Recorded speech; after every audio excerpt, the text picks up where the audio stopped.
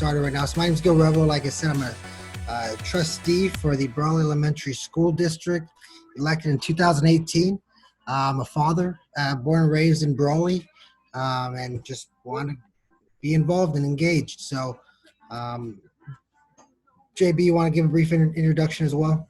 Sure. My name is JB Hamby. I'm a candidate for the Imperial Irrigation District Board of Directors, Division 2, but this is not a campaign thing for me here today. This is Gil and I just trying to get back a little bit and help people learn how to run for office themselves. It's stuff that he and I learned over time ourselves, and hopefully we can make it a little bit easier on the rest of you all to learn some tips and tricks that took us some experience to get used to. So just trying to hand that over to you. So Gil, do you want to go ahead and get started here? Cool. And first off, thank you guys for just tuning into this. Whether you decide to run or not, I think it says a lot about you that you are engaged and involved to simply come on a webinar with somewhat two strangers possibly to hear us out and hear any advice we can give. So thank you. And hopefully we can continue this momentum to November and beyond. So with that, I have a brief presentation. I did this presentation last year at a candidates forum put on, I believe, by CoLab. So this isn't, something that I've been working on for quite some time, and happy to share with you all tonight. And so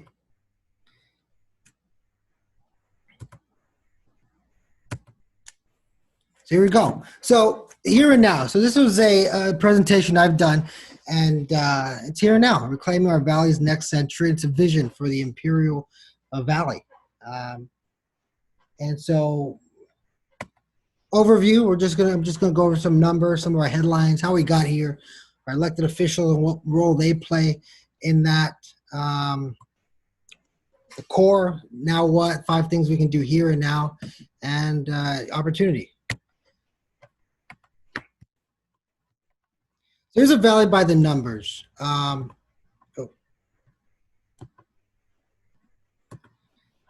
Here it is.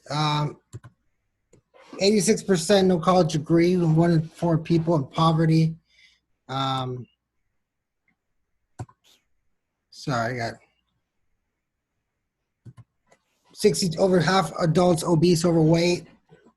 4 times the unemployment rate, 4 times higher than the state average. Per capita income lowest in California. 1/3 of our seniors categorized as hidden poor, which is one of the highest in the state. And what that means really is there's a federal poverty level, but there was a study conducted called by the Elder Index, with these seniors falling into this gap of the amount of money they need on a yearly basis, which is above the federal poverty line. So they don't qualify for poverty. They aren't categorized as in poverty, but they're not making enough to ends meet. We have 3rd to 8th grade, 60% of our 3rd to 8th grade students not meeting reading requirements, and double the childhood asthma hospitalization rate, which isn't the asthma rate. Our asthma rate is higher. The asthma hospitalization rate, it ties in other factors, lack of primary care physicians, those without proper medical insurance and whatnot. So it's kind of layered, that stat. But one thing is I think these numbers also show there's opportunities to be an advocate for many things. It's not just jobs, or it's not economy. There's many things to be a voice and to be an advocate for. You want to advocate for education, for health, for seniors, for environment, for the healthcare of all. There's many things for an opportunity right now in the November election to be a voice and to be a champion for. But also these numbers don't represent us. I know this from like I said, born, raised, and live in Brawley. These numbers aren't a representation of who we are, right? We feed the world. We're nurturers. We're artists. We're a unique binational community. We have small town America next to metropolis of Mexicali. We have ecotourism, the dunes. We're 2 hours away from the beaches. We're a few hours away from LA. There's a lot of opportunity potential in this valley that these numbers don't show. These numbers don't tell. Not only that, we're in California. I mean, who doesn't love California, right? Imagine living somewhere else. I wouldn't change anywhere, no matter California's fault. It's a really great state. So these numbers, although it may paint a bleak picture, don't really show the true representation of what the Imperial Valley is. Also, though, the headlines, though. I just went back about a decade in 2008, and you've seen misuse, fraud, embezzlement, scandals, and it kind of just keeps getting ramped up. 2014, 15, 16, much of the same thing. 2017 starts getting a little more. 2018 and now, like I said, this presentation, these are headlines from just 2019. I haven't even started to now, which is right. I think we've seen the headlines recently that COVID has brought upon the Imperial Valley, and maybe that's to say without so many distractions, without distractions like sports, entertainment, there's the spotlight has been on the issues that have been there. As I've said in many board meetings, the cracks in a foundation during a crisis really come to light. They don't get reinforced; they get bigger. And so I think COVID has actually shown what some call inequities, problems, issues, whatnot. But they've really put a focus on issues of the Imperial Valley. So how do we get here, right? How do we get here? And I believe it's elected officials. I think it's above policy. We can, over the last few decades, policy has gotten better on a national, state, local level, and our issues continue to remain the same. So it's not just simply policy. And don't think this is a blanket statement on all elected officials, but there's two categories I'm going to get into that I believe have failed us. But, as an elected official, you become a leader. You're a leader at the moment you're elected. No question about it. You're entrusted with the public's trust, whether the people who voted for you or not. You represent the entire body, organization, city, school that you were elected into. And whether, like I said, whether you have trust in them or not, you can scream on the outside and demand change from the outside, but you also need people on the inside, and the electeds are on the inside. And not only are the inside, they're at the top. You look at any organizational chart, it's the board at the top, and change comes from the top. And so as an elected official, you're a leader, and that doesn't mean you have to lead.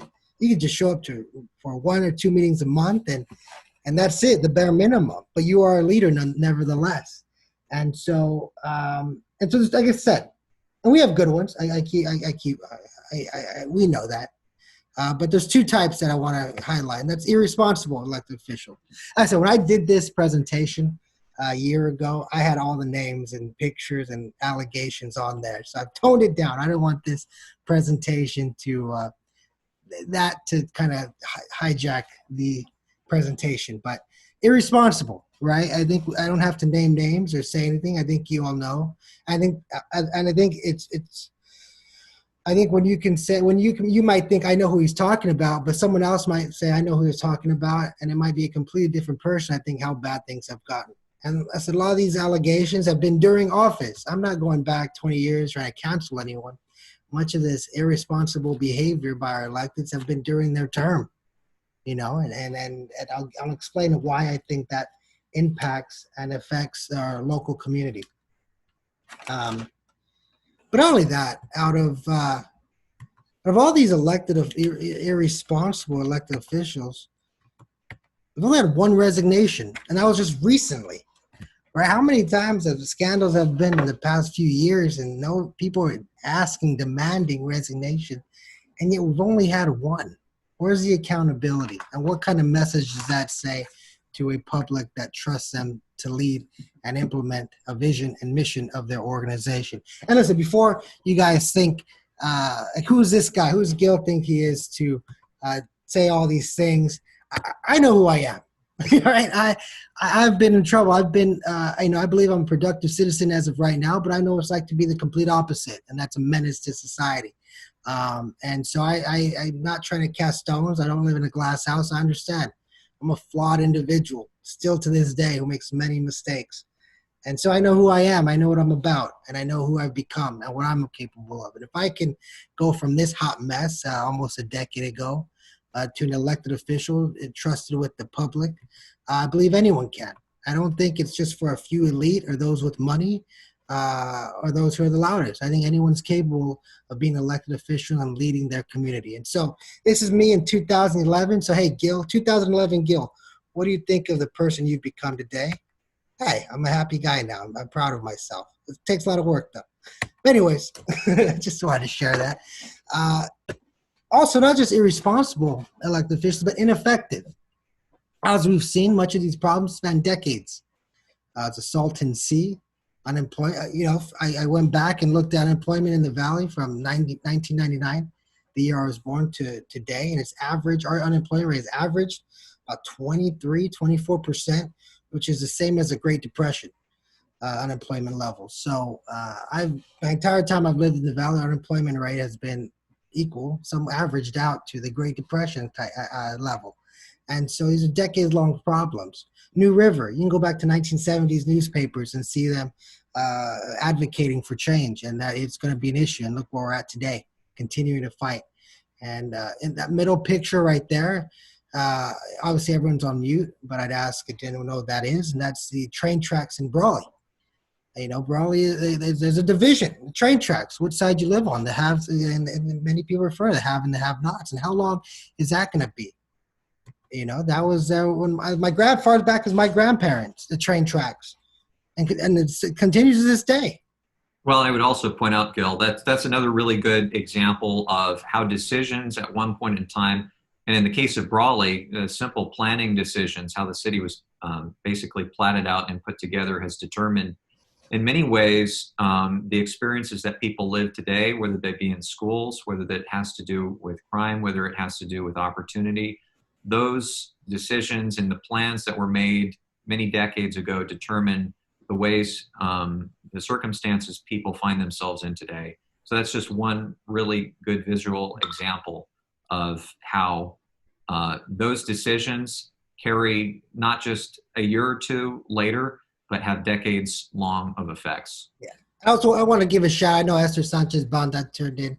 She's really changed around the Hidalgo Hall Society. I want to give a shout out to my fellow trustee, who I know the work she's done has been great for the Hidalgo Society and really cleaning that place up and turning it around and really helping her community. And listen, the Broad Elementary School District, hey, we fight, we argue, we debate, we're passionate, and that's what a board is. That's what leaders do.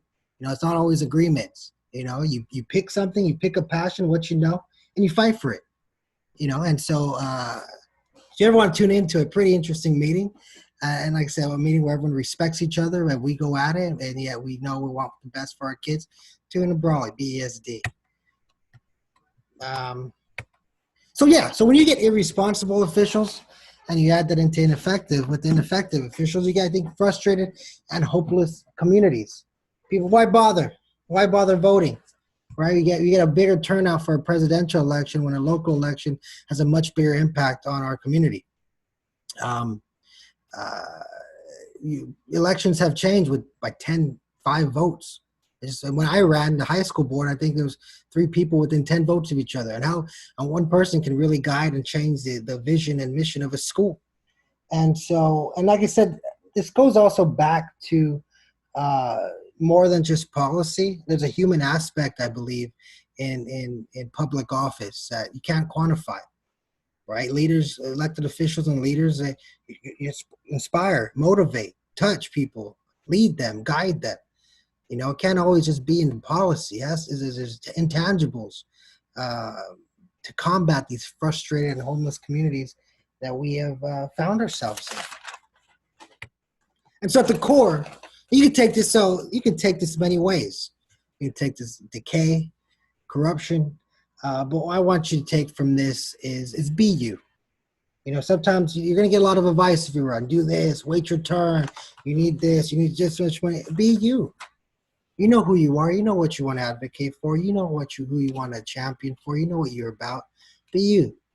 Don't listen to anyone else. There's people out there who want to make money off these elections. See these as an opportunity.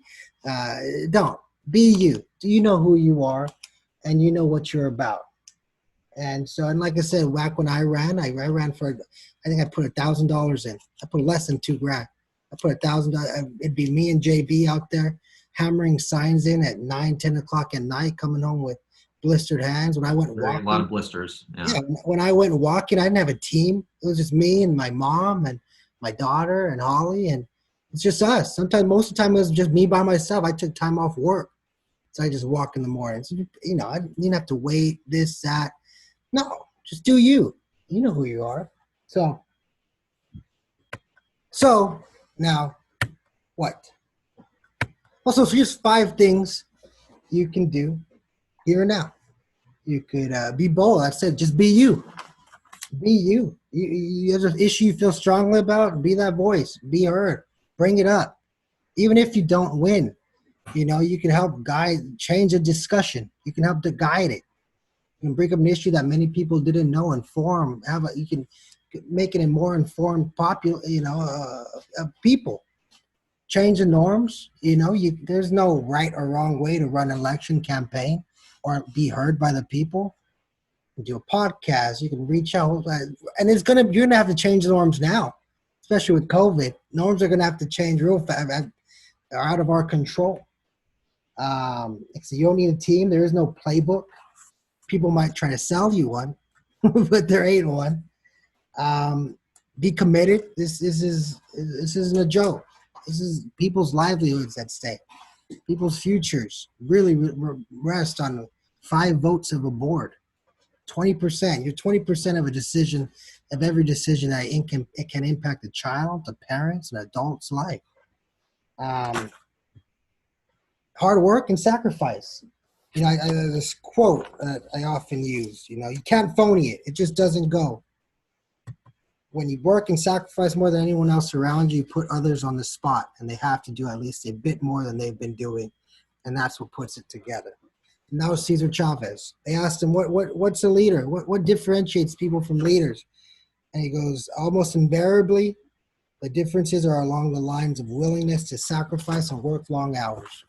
And long hours doesn't mean you got to stay up late. It comes in spurts. I can attest. There's some weeks where right now it's COVID and reopening, and those are weeks where it's pretty calm. So it doesn't mean it's a 24/7, even though you do technically represent the community 24/7. But it's tough. It ain't easy. I'm gonna say that it ain't easy. You also gotta have a thick skin. JB can attest. We've probably just from social media alone, things we've heard about ourselves. You know, I didn't know I was a sellout. You know, until I didn't know that.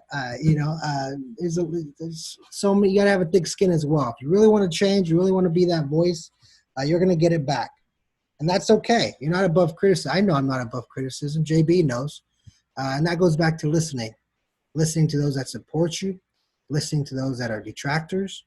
But listen, you know, sometimes I think, am I a sellout? And so it's all about relationships as well. And that goes back to it's just above policy. It's about relationships you have with your administration, with the public, with your workforce, and with the people you represent. And like every relationship, it's not always good. It's not always just hunky-dory. Everything's fine, right? I think look at myself. I look at relationships we have with our loved ones. Probably the worst things I've said to people and the most heated conversations I've had have been with my significant other, my mom, those that have the closest relationship to it. Because at the end of the day, we have an understanding that we're in this together. And so it comes as an elected official, to build that trust, because there are going to be times where you don't disagree, where you don't agree, and it's going to get heated, and it's going to clash. But as long as there's that trust and confidence that we both know we're on the same team and want the best for what we're advocating for, it helps bring understanding and improvement. So listen, no matter what, no matter who says it, no matter what they're saying, always be willing to listen. So right now, you have the opportunity to change the valley. You can start the discussion today. You can guide it. You can have a platform, whatever organization you decide to run for and possibly win, you are now at the top and help guiding the valley through COVID. Next year is going to be a year of recovery. And if elected, you will be guiding your organization through this really tough year. 2020 was tough. 2020 is going to be just as tough, if not tougher. But this is opportunity. Out of chaos comes order. And I believe the valley will rise with the right leadership, and you have the possibility, and you can be that leadership. And thus, you can better someone's life. You're not always going to be appreciated. Some of your efforts won't be seen until years down the line, if not decades. Right? You can implement something that, you might get elected, not elected the next year, but 3 years down the line, hey, that was my program. I helped change that. And you won't get credit, you won't be appreciated, but knowing that, hey, you left and this goes into leaving a legacy. You change your community up. You helped it. And so that's all I got to say. I think I've taken a lot of your time. But I want to leave you with this. Never doubt a small group of thoughtful, committed citizens can change the world. Indeed, it's the only thing that ever has. And so